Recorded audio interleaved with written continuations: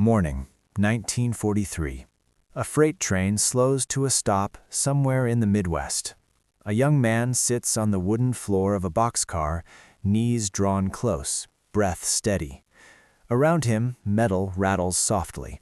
Crates, cans, tools packed for somewhere far away. He reaches into his pocket and pulls out a ration can. The label is familiar. He has eaten this before. He knows the taste. He knows it will keep him standing. But there is a pause. No knife nearby. No kitchen. No proper tools. Just cold metal sealed tight. He turns the can in his hands, weighing it. For a moment, it is useless, food that cannot be eaten. Then he remembers something small, something almost weightless, something he forgot he was carrying. His fingers move with routine precision. A short motion, then another. The lid gives way slowly, reluctantly. There is no satisfaction, no triumph, only relief. The train begins moving again. He eats quietly, quickly, as if this moment should not be noticed. Outside, the war demands speed, efficiency, scale. Inside this boxcar, survival depends on a decision so small it barely feels like one, enabled by an object few would ever think to mention. The object itself is almost insulting. It is smaller than a finger, thinner than a coin, stamped from cheap metal and folded flat. No handle, no grip, no comfort. It looks unfinished, like a mistake that slipped through quality control. In 1943, this was intentional. Every ounce mattered. Every inch of cargo space was argued over. Anything unnecessary was removed, shaved down, simplified. This thing survived that process not because it was impressive, but because it was unavoidable. Without it, canned food was dead weight. Millions of rations crossed oceans sealed in steel. Meat, fruit, beans, calories calculated to the decimal. But none of it mattered if the seal could not be broken. Knives dulled, bayonets bent, improvised tools caused injuries, infections, wasted food.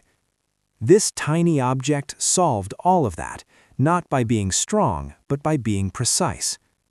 A short hook, a narrow edge, just enough leverage to defeat steel slowly, safely. It was not fast, it was not elegant.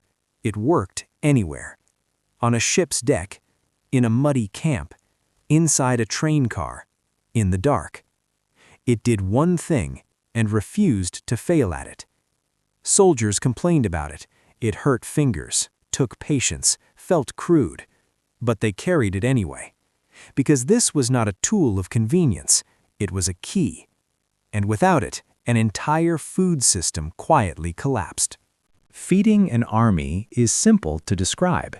You count calories, you pack food, you move it forward. In World War II, the United States did this at a scale no nation had attempted before. Millions of soldiers spread across oceans, climates, and continents, all dependent on a steady flow of sealed metal cans. On paper, the system worked. Factories produced food non-stop, ships carried it across the Atlantic and the Pacific, trains pushed it inland, warehouses stacked it high. But the system had a fragile assumption that food, once delivered, could actually be eaten. Cans were designed to survive transport, not convenience. Thick steel, tight seals, built to be thrown, stacked, frozen, soaked, and still arrive intact. Which created a quiet contradiction. The better the can was at protecting food, the harder it was to open. Commanders worried about spoilage, theft, and waste. They did not worry enough about access. In the field, improvisation filled the gap, badly. Soldiers used knives, bayonets, rocks, rifle parts.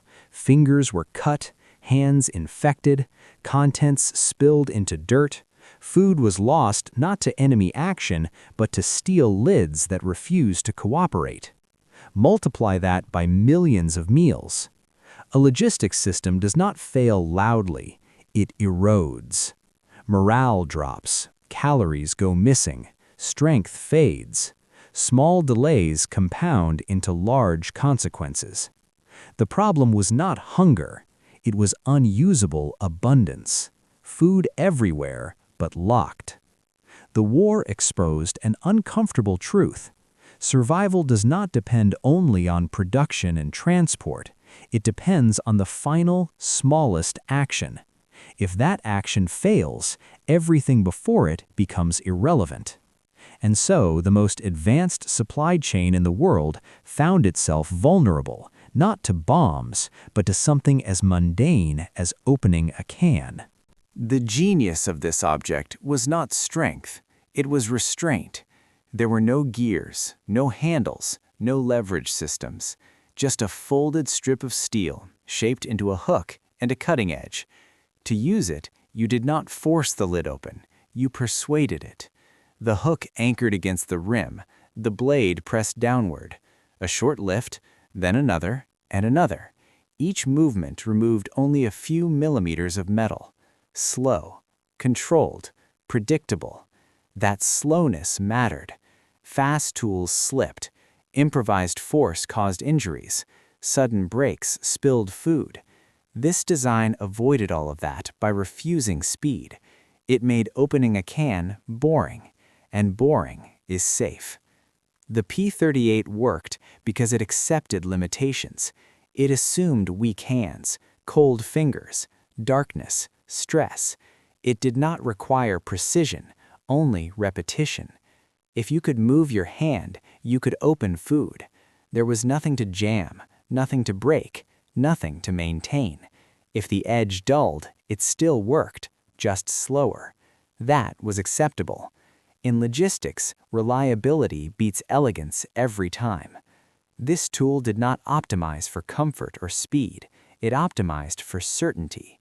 One can, everywhere, every time. By doing almost nothing, it removed a critical point of failure from the system. And once that failure disappeared, the rest of the supply chain finally made sense. Its impact was never announced. There were no manuals praising it, no medals awarded for carrying it, no reports measuring its success, because when it worked, nothing happened. Meals arrived on time, calories were consumed, energy returned quietly, and quiet success is the hardest to notice.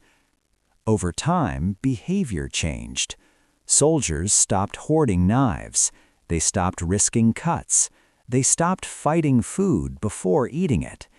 Opening a can became routine, something done while talking, resting, or listening. That mattered. Because stress does not come only from danger, it comes from friction, from small, repeated obstacles that drain attention and patience. The P-38 removed one of those obstacles entirely. It also created trust. People trusted that food could be accessed anywhere, on a deck pitching in heavy seas, in a muddy trench, in the dark. That trust reduced anxiety, reduced hesitation, reduced waste.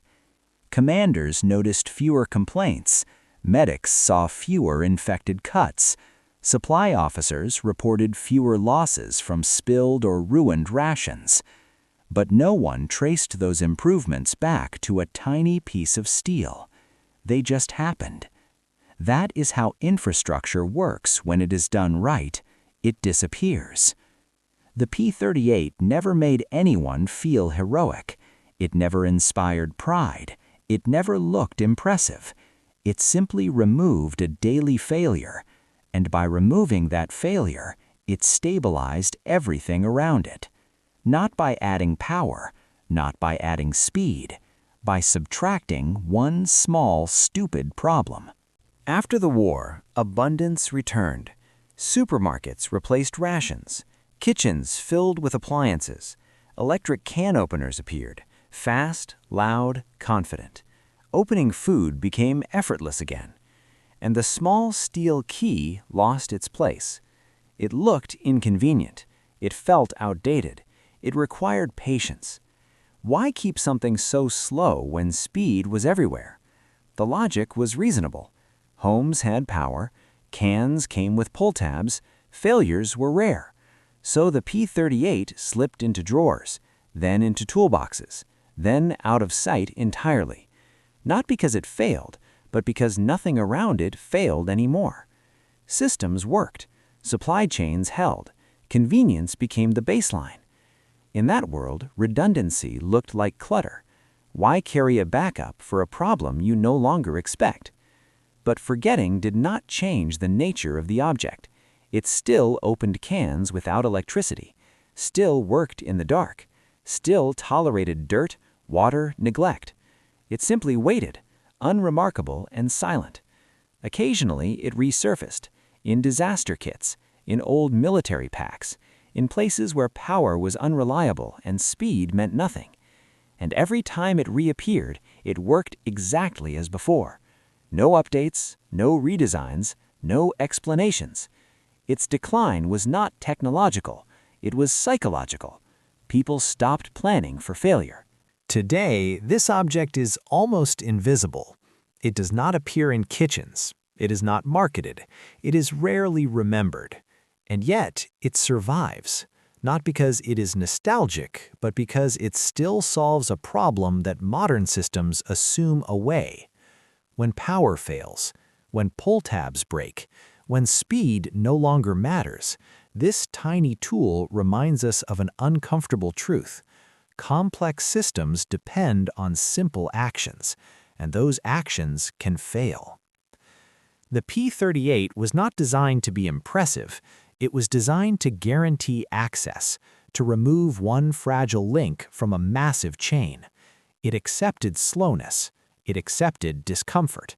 It assumed things would go wrong. That assumption is its greatest strength.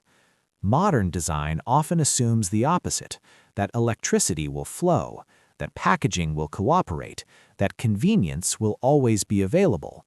Most of the time, that assumption holds, until it doesn't.